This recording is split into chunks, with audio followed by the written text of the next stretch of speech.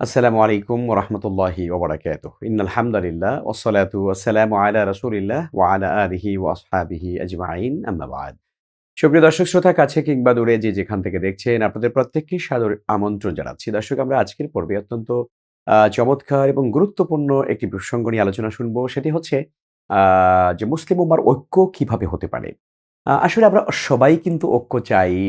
সকল মানুষের মনে বিশেষ করে মুসলিমদের প্রতিটি সন্তান, মুসলিমদের প্রতিটি সদস্যের মনে কিন্তু এই চিন্তা আমরা সবসময় লালন করে থাকি যে আমাদের ঐক্য হওয়া দরকার। আমরা যদি এক হতে পারি তাহলে আমাদেরকে কেউ দমন করতে পারবে না, আমাদের নিপীড়ন করতে পারবে না এবং গোটা পৃথিবীতে মুসলমানদের যে হারানো ইতিহাস এবং ঐতিহ্য সেটি আবার ফিরে আসবে আমরা যদি ঐক্য হতে পারি। কিন্তু আসলে ঐক্য আমরা যতই বলি না কেন ঐক্যটা কিন্তু আসলে হচ্ছে না। এবং এটা হওয়া যে এত জটিল থেকে জটিল এবং কঠিন থেকে কঠিনতর, এটি কিন্তু যারা আসলে ঐক্য প্রক্রিয়া নিয়ে যারা যে কাজ করেছেন বিভিন্ন সময়, বিভিন্ন ইসলামিক স্কলারগণ যারা কাজ করেছেন, দ্বীনের বড়, বড় দায়ীগণ যারা উদ্যোগ গ্রহণ করেছেন, তারা কিন্তু জানেন যে এই ঐক্য প্রক্রিয়াটা আসলে স্থাপন করা এটা কত কঠিন এবং জটিল কাজ। কারণ হচ্ছে মানুষ যখন আল্লাহর জন্য কাজ না করে, যখন নিজের জন্য কাজ করে, যখন সে নিজের টুপাইস কামাই করবার জন্য, নিজের পদ পজিশনের জন্য অথবা দুনিয়ার লোভে পড়ে যখন সে একটা দল করে, ইসলামী সংগঠন করে অথবা সে বাহিরে বুঝাতে চাইল যে আমি বিশাল আন্দোলন করি, আমি অমুক করি, তমুক করি। অথচ তার মূল উদ্দেশ্য হচ্ছে তার দুনিয়া। সে দুনিয়া পেতে চায়। সে মানুষের কাছে নেতা হতে চায়, সে মানুষের কাছে নিজেকে পরিচিত করতে চায়। এই ব্যক্তিদের কাছে কিন্তু ইসলামের যে আবেদন, ঐক্যের যে আবেদন, সেটা কিন্তু জিরোর কোঠায়। সে কিন্তু কখনোই ঐক্য করতে রাজি হবে না। কারণ সে জানবে ঐক্য যদি ১০ জনকে নিয়ে করা হয়, হয়তো আমার আর আমির হওয়ার সুযোগ থাকলো না। আমি হয়তো আর প্রধান হতে পারলাম না। সেজন্যে ১০ জনের সঙ্গে এক না হয়ে বরং নিজে একা, একা আমির হয়ে বসে থাকি। নিজে একটা দলপ্রধান হয়ে বসে থাকি, মুজাহিদ হয়ে বসে থাকি। এটা আমার জন্য অনেক বড় একটা কিছু। আসলে মূলত এটি একটা মূর্খতা ছাড়া কিছু না। মূর্খ এইজন্যই যে এই লোকদের চিন্তার দ্বারা কখনোই কিন্তু ঐক্য হবে না। এখন ঐক্যের মানদণ্ডটা আসলে কি? কোন ভিত্তিতে ঐক্য হতে হয়? কোরআনে কারিম এ ব্যাপারে কি বলেছে? কোরআনে কারিম আল্লাহ সুবহানাহু ওয়া তাআলা ইরশাদ করেছেন, "ওয়া'তাসিমু বিহাবলিল্লাহি জামিআ ওয়া লা তাফাররাকু।" আল্লাহ বলছেন যে তোমরা ঐক্যবদ্ধভাবে আল্লাহর রজ্জুকে তোমরা ধারণ করো এবং তোমরা পরস্পরে বিচ্ছিন্ন হইও না। এখানে হাবলুল্লাহ বা আল্লাহর রজ্জু বলতে ইয়ানি আল কোরআন আল কারীম। দুনিয়ার সমস্ত মুফাসসিররা বলেছেন আল্লাহর রশি বা আল্লাহর রজ্জু মানে হলো কোরআন। অর্থাৎ ঐক্য হবে কোরআন কেন্দ্রিক। ঐক্য কোনো দল কেন্দ্রিক নয়, ঐক্য কোনো মাযহাব কেন্দ্রিক নয়, ঐক্য কোনো দরবার কেন্দ্রিক নয়, ঐক্য কোনো দল কেন্দ্রিক নয়।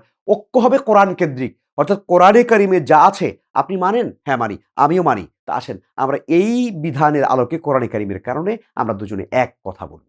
আমরা একই মানি দিকে মানুষদেরকে আহ্বান জানাবো। এইজন্য আ ঐক্য আসলে কোনো ব্যক্তিকেন্দ্রিক হয় না, মাযহাব কেন্দ্রিক হয় না, কোনো দল কেন্দ্রিক হয় না, কোনো গোষ্ঠী কেন্দ্রিক হয় না। ঐক্য হয় বৃহত্তর ইস্যুর ভিত্তিতে। আর বৃহত্তর ইস্যু হলো কোরআনে কারিম। দর্শক শ্রোতা, এখন কোরআনে কারিমটাকে আমরা যারা সত্যিকারে ভালোবাসি, মহাব্বত করি, কোরআনে কারিমের সামগ্রিক আইনকে যারা ইমপ্লিমেন্ট করতে চাই, বাস্তবায়ন করতে চাই, আমরা কিন্তু ঐক্যের জন্য প্রস্তুত আছি। যে আমরা এই আইনগুলোকে ব্যক্তি, পরিবার, সমাজ এবং রাষ্ট্রীয় জীবনে আমরা এটাকে বাস্তবায়িত করতে চাই। আসুন আমরা এই কথার দিকে সবাই চলে আসি। কিন্তু দুর্ভাগ্য হচ্ছে যে অনেকেই এই কথার দাবি করলেও তারা কিন্তু আর ঐক্যের দিকে আসতে চাচ্ছেন না। কারণ তারা জানেন যে ঐক্যের প্ল্যাটফর্মে গেলে আমার বড় পদটা থাকবে না। প্রিয় দর্শক, এইজন্য আমাদেরকে খেয়াল রাখতে হবে ঐক্য হবে কোরআন কেন্দ্রিক, ঐক্য হবে দিন কেন্দ্রিক, ঐক্য হবে শরিয়া কেন্দ্রিক। শরিয়াতের মূল ফান্ডামেন্টাল যে কনস্টিটিউশন যেগুলো আছে সেই কেন্দ্রিক কিন্তু আপনাকে আমাকে ঐক্যের জায়গাতে আসতে হবে। আল্লাহ সুবহানাহু ওয়া তাআলা তিনি কিন্তু কোরআনে কারিমে অন্য ধর্মের লোকদেরকেও কিন্তু তিনি আহ্বান করেছেন ঐক্যের জন্য। তিনি বলছেন, "তাআলাউ ইয়া আহলাল কিতাব, তাআলাউ ইলা কালিমাতিন সাওয়াইন বাইনানা ওয়া বাইনাকুম আল্লা না'বুদা ইল্লাল্লাহ।" তাহলে ঐক্যের আরেকটা দিক পাওয়া গেল এখানে।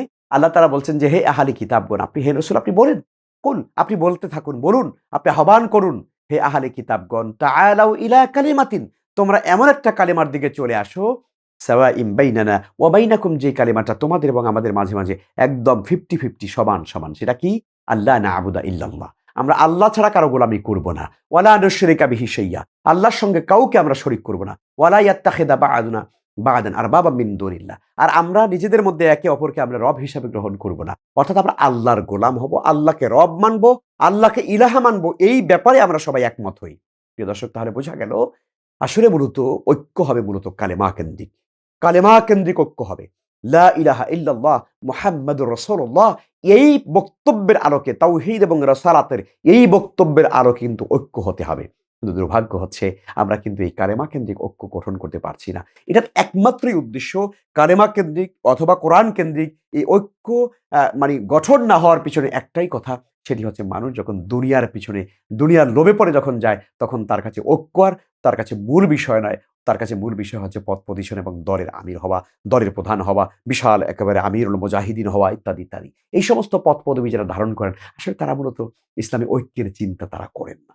সেজন্য আমরা ঐক্যটা চাই, আর ঐক্যের জন্য আমাদেরকে প্রত্যেকের নিজেকে নমনীয় করতে হবে। নিজেই বড়, আমিই বড়, আমি সবার চাইতে সেরা। আমার দল, আমার দল, আমার তরিকা, আমার মাযহাব অথবা আমার দরবার, আমার দরবারে এত লক্ষ, লক্ষ মানুষ আসে। তো কাজে আমি সবার চাইতে সেরা। এই চিন্তা যারা করেন আসলে তাদের দ্বারা কখনো ঐক্য হবে না এবং তাদের দ্বারা ইসলামী হুকুমতও কখনো কায়েম করা সম্ভব হবে না। সেজন্য আসুন আমরা ইসলামী ঐক্যকে ধারণ করি, লালন করি। আর সেক্ষেত্রে আমরা নিজেরা অবশ্যই নিজেদেরকে একটু বিনয়ী বানাবার চেষ্টা করি। আমি অন্যকে শ্রদ্ধা করি। আমি নিজে আরেকটু ছোট হই। ঠিক আছে, আমার ভাই আরেকজন যদি দায়িত্বশীল হয়, আমার কোনো অসুবিধা নেই। আমি তার অধীনে কাজ করব। তার সঙ্গে গলায়, গলায় মিলিয়ে আমি একসঙ্গে কাজ করব। অসুবিধা কোথায়? এইভাবে করে নিজেকে যখন বিনয়ী করতে পারবো, আল্লাহ রাসূল বলছেন, মান তাওয়াদাআ লিল্লাহি রাফাআহুল্লাহ। যে আল্লাহর জন্য বিনয়ী হয়ে যায়, আল্লাহ তাকে মর্যাদা বাড়িয়ে দেন। আল্লাহ তার সম্মানকে উঁচু করে দেন। ফলে আপনি যদি অহংকার করেন, অহংকার করে কখনো আপনি উঁচুতে যেতে পারবেন না। বরং বিনয়ী হলে পরে আল্লাহ তাআলা নেতৃত্ব এবং দায়িত্ব এবং সমাজ এবং রাষ্ট্রের অ্যা আ নেতৃত্বের জায়গাতে আল্লাহ তাআলা আপনাকে বসাবেন। তো কাজেই আসুন আমরা ঐক্যের প্ল্যাটফর্মটাকে শুধুমাত্র আমরা নিজেরা নিজেদের স্বার্থের জন্য ব্যবহার না করি, বরং উম্মার যে কল্যাণ, উম্মার যে মুক্তি, সেই মুক্তির আশায় আমরা যেন প্রত্যেকেই ঐক্যের জায়গা থেকে আমরা যেন সবাই যেন একে অপরের কাছাকাছি আসার চেষ্টা করতে পারি। ফাবিমা রাহমাতিন মিনাল্লাহি লিনতা লাহুম ওয়ালাউ কুনতা ফাজ্জান গালিজাল কলবি লানফাদ্দু মিন হাওলিক। নবীজিকে আল্লাহ তাআলা বলছেন যে আল্লাহর দয়া আপনার হৃদয়টা বড় নরম। আপনি যদি তাদের উপরে নরম দিলের অধিকারী না হতেন, তাহলে তারা আপনার কাছ থেকে সরে যেত।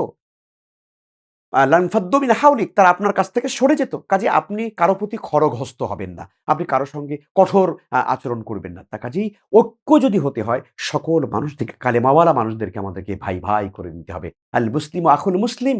একজন মুসলিম আরেকজন মুসলিমের সঙ্গে ভাই, ভাই সম্পর্ক। তাই না? এই যে রাসূল সাল্লাল্লাহু আলাইহি ওয়াসাল্লাম বলেছেন যে মুসলমানটা হলো একটা জাতির মতো, একটা দেহের মতো, একটা দেহের মতো। আল মুসলিমু কাজাসাদিন ওয়াহিদ। একটা দেহের মতো। ইযা ইশতাকাত আইনুহু ইশতাকা কুল্লুহু। যখন একটা দেহের মধ্যে চোখে যখন ব্যথা হয়, সমস্ত শরীরে সেটা ব্যথা হয়। পায়ে ব্যথা হলে পরে মাথা পর্যন্ত ব্যথা লাগে। ঠিক আল্লাহ রাসূল বলেছেন, আল মুসলিমু কাজাসাদিন ওয়াহিদ। মুসলমানরা হলো, মুসলিম উম্মাহ হলো একটা দেহের মতো। কাজেই পৃথিবীতে কোনো দেশে যদি আমার মুসলিম ভাই যদি বিপদের মধ্যে পড়ে যান, মুসিবতে পড়ে যান, সমস্যা সংকটে পড়ে যান, যেমনটা আমরা সাম্প্রতিক সময়ে দেখলাম যে আমাদের তুরস্কের ভাইরা তারা কঠিনভাবে তারা ভূমিকম্পের মধ্যে তারা পড়ে বিপদে পড়েছেন। তো আমাদের উচিত হলো এই সমস্ত সংকটের মুহূর্তে তাদের পাশে গিয়ে দাঁড়ানো এবং তাদের সাহায্য সহযোগিতা করা। এভাবেই কিন্তু মুসলিম উম্মার ঐক্য কিন্তু এটা ত্বরান্বিত হয়। আমি যখন আমার মুসলিম ভাইয়ের বিপদের মুহূর্তে তার সামনে গিয়ে হাজির হয়ে যাই, তখন কিন্তু তার সাথে আমার এটা কঠিন বন্ডিং হয়, সম্পর্ক তৈরি হয়। এজন্য আসুন আমরা প্রত্যেকেই নিজেদেরকে আরো বেশি কাছাকাছি আনার এবং অন্যকে দূরে সরিয়ে দেওয়ার, অন্যকে বিষোদাগার করার, হিংসা করা, প্রতিহিংসা করা, অন্যের গীবত করা, অন্যের পরচর্চা করা, পরনিন্দা করা, অন্যকে তুচ্ছ করে দেখা, এই মানসিক রোগগুলো পরিহার করে নিজের কলিজাকে অনেক বড় করে যদি আমরা সামনে এগোতে পারি, ইনশাআল্লাহ তাআলা আল্লাহ তাআলা আমাদের ভেতরে এক কঠিন সীসাটালা এক ঐক্যের প্ল্যাটফর্ম আল্লাহ তাআলা করে দিবেন। রব্বুল আলামিন আমাদের সবাইকে সেই তৌফিক দান করুন এবং ঐক্যের মহা স্লোগানে যেন আমরা সবাই যেন শামিল হতে পারি, সেই তৌফিক আল্লাহর কাছে কামনা করে আপনাদের সবাইকে ধন্যবাদ জানিয়ে আজকের মতো এখানেই শেষ করছি। আল্লাহ হাফেজ। আসসালামু আলাইকুম ওয়া রাহমাতুল্লাহি ওয়া বারাকাতুহু।